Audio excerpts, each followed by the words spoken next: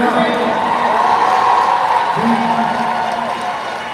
only African American woman leading the Fortune 100 company today. You gotta change that, please.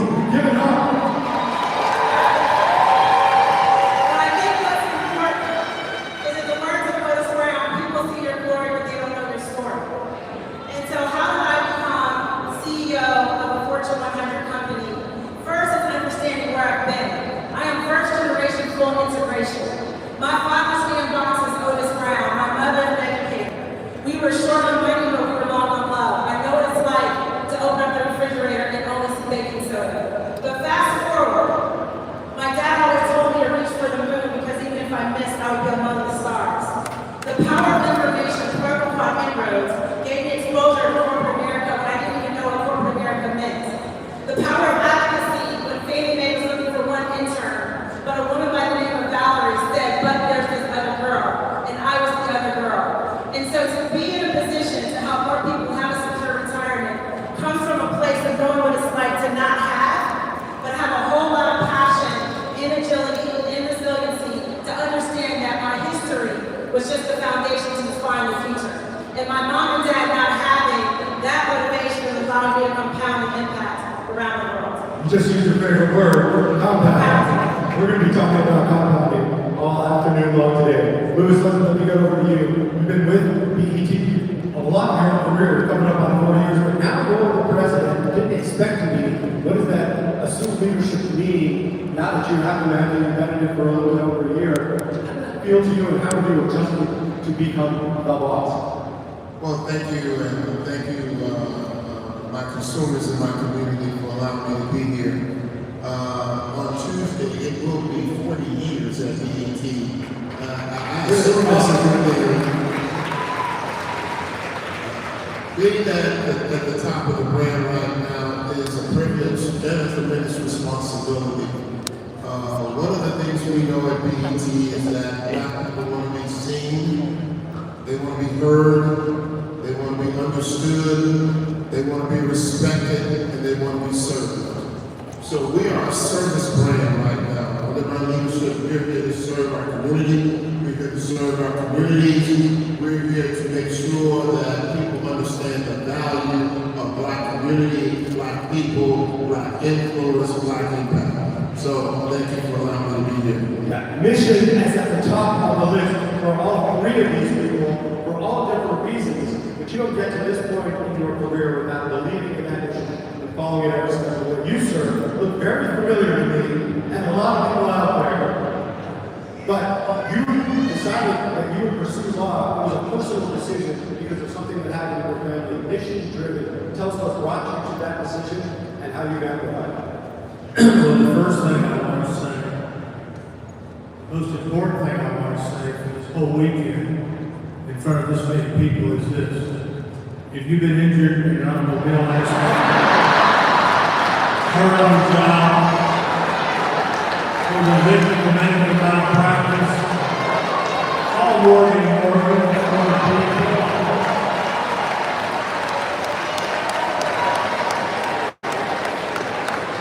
There's only that one person in America that can do that, and he's sitting right here in InvestFest. Well, you don't ask, you don't get. So, my brother was hurt when he was a senior in high school. He was paralyzed. We were poor. When you're poor and don't know the legal system, and you're hopeless and helpless and powerless, and your brother gets treated a certain way, you get a rage inside you. His bad luck ended up being my purpose in life. So what we do every day is we represent people who've had things taken from them. Their health, their income, their loss of enjoyment of life. And so the great thing about what I do is I want to do it, and I believe in what I'm doing. And every client I see in the offices, I see my brother Tim. And that was the driver for me. But John, you made a decision once you started having some success as a plaintiff's attorney out of law school that you wanted to scale. And I don't mean just scale a little bit. I mean like scale to all 50 states, 1,200 attorneys, billboards everywhere. Why did you say, let's go huge? What made you make that decision? I didn't really think about it at the beginning. What I thought about at the beginning was just building the best law firm in Orlando, Florida, and then go from one to another to another to another. You don't know where life is going to take you. And in my book, Life is Luck, it talks about 1,000 left turns, 1,000 right turns, and one different turn changes everything. And so I just kept going forward. My first year, I borrowed $100,000 to advertise. And the TV stations made me pay cash up front. That's how good my credit was. But it just ends up today. This year we'll spend almost $600 million in advertising. I shouldn't say that in front of this guy right now. But, and we'll do about $2.5 billion in revenue. Incredible. Your money's going to really from right there to right there. Because you were in these, you sold advertising, you understand the consumer, you understand corporations, you help broker some of these deals with BET, with the biggest brands in the world, P&G, Unilever, Duckett, McDonald's, etc. You've been in that room. But those brands want something very specific that you want something very specific for BET. How did you get comfortable having those conversations and being able to stand around and say, this is what's best for our company, basing off of some of the biggest companies in the world? Well, it's always consumer first for us. So understanding your consumer intimately, understanding the value that they bring in any space, in any room that they are. So that's an easy conversation, okay? Because, I happen to have the privileges of our consumers look like me. So, being able to go in the rooms and sell the value of the Black consumer market and how it will impact their business and categories and industries. So it became very, very, very easy for me to have that conversation. We continue to have those conversations today. So now that you're running BET, part of the Caroline's Finance Network, it's basically your shop to run. And you're re-envisioning a lot of different things about what the brand means. You said it's about service, you said it's about community, it's about mission, you deal with the program. But a lot of people want certain things to come back.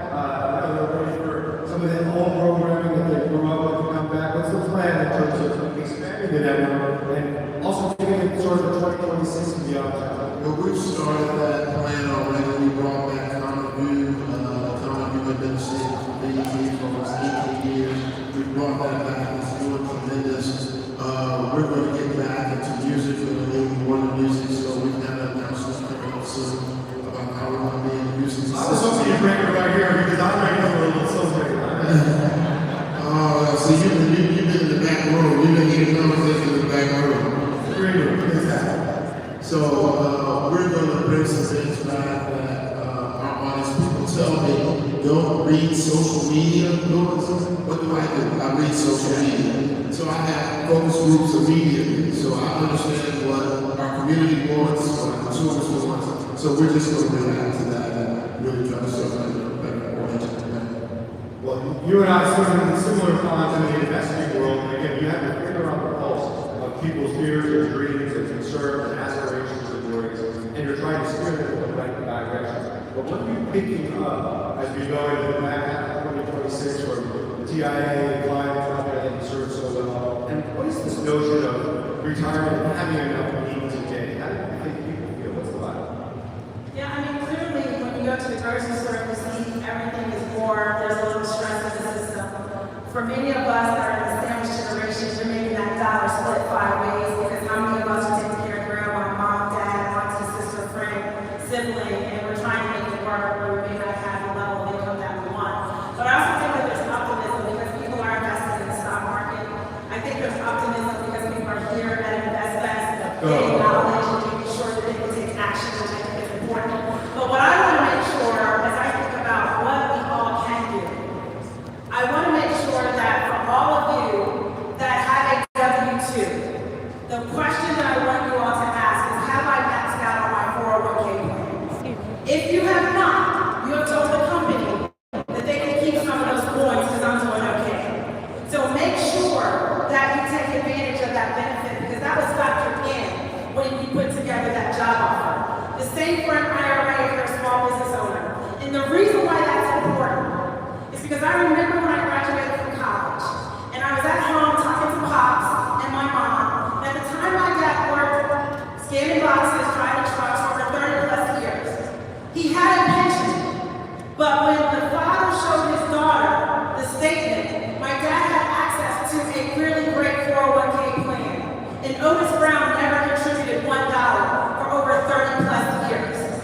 And so the information was there, the product was there, but he didn't think it was for him. And so I want you all to know that when you look at the benefits, even if the words sound funny, 401k, compounding, just know wherever you are, it is for you. And the reality is, by starting your first job, maxing out your 401k plan, you will have 7 figures before you know it. My daughter is here, and she knows, my daughter and son, that their first job we maxed out. I made $26,000. But whatever I made on Friday was $26,000 more than I made on Monday when I started. And so maxing out first and then building up to me is a basic block. And why is it important? 45% of Americans run the risk of running out of money. Generational stress is real. We're talking about generational wealth. We do not want to transfer generational debt because we did not make the decisions earlier on in life. So that's what I want to make sure I convey. Max out on your 401k plan. Take advantage of tax policy. Take advantage of an IRA. It's money working for you. It's designed for you no matter who you are. And just know that I'm the greatest example that you might know. Yeah? Trust me. You practice this. I have maxed out from day one. I am now in the excess 401k. So she's giving you amazing advice. It works, it works, it works. Sean is speaking the truth here, but how do you align, this is for all of you, as leaders of your organizations, how do you align teams around your mission? And that goes from your inner circle, your direct reports, to the new employee or the new intern. How do you keep that message consistent, clear, and get everybody going in the same direction? I mean, leadership starts with vision. People want to understand where you want to take this company, not just for today, but over decades. And so, first principle as a leader is, can you articulate your vision? Secondly, can you articulate the components of your vision? That whether you are in the mailroom or sitting right next to me, you can see yourself in that vision. Third, you have to be really clear on what are the goals and objectives that we're trying to accomplish and hold everyone accountable to understand their ownership in the role of what we need to deliver. And then finally, you have to execute. What gets measured gets done, but the operative word is getting it done. But the foundation to all of it is what I look for is character. We may all be very different. We all have different talents, skill sets, personalities. But do we have character? And for us, especially dealing with people's money, people's retirement money, I want to make sure that every person understands what we are here to do. Trillions of dollars start with an individual name. For me, it's Otis Brown. So do you wake up, will Otis Brown get you up a little early in the morning to deliver on the objective or task? And will it make you stay a little late? But it is around surrounding yourself that is clear on the mission, understand the vision, hold themselves accountable, intellectual curiosity, agility, and understand that if we all do our part, it's a we thing. Together we can deliver the results and grow the company. And if we can grow the company, what will that mean for you? That means a brighter, better career for you. And I think that's so important. Who you surround yourself with, but you got to connect them to the vision, hold everyone accountable to deliver the execution regardless of their role. Yeah, well, how do you do that? We gave 1,200 attorneys one mission to make sure everybody has access to legal services if they need it. But at the same time, it's not a pass work test of what is quality legal services are given to people you may never even meet.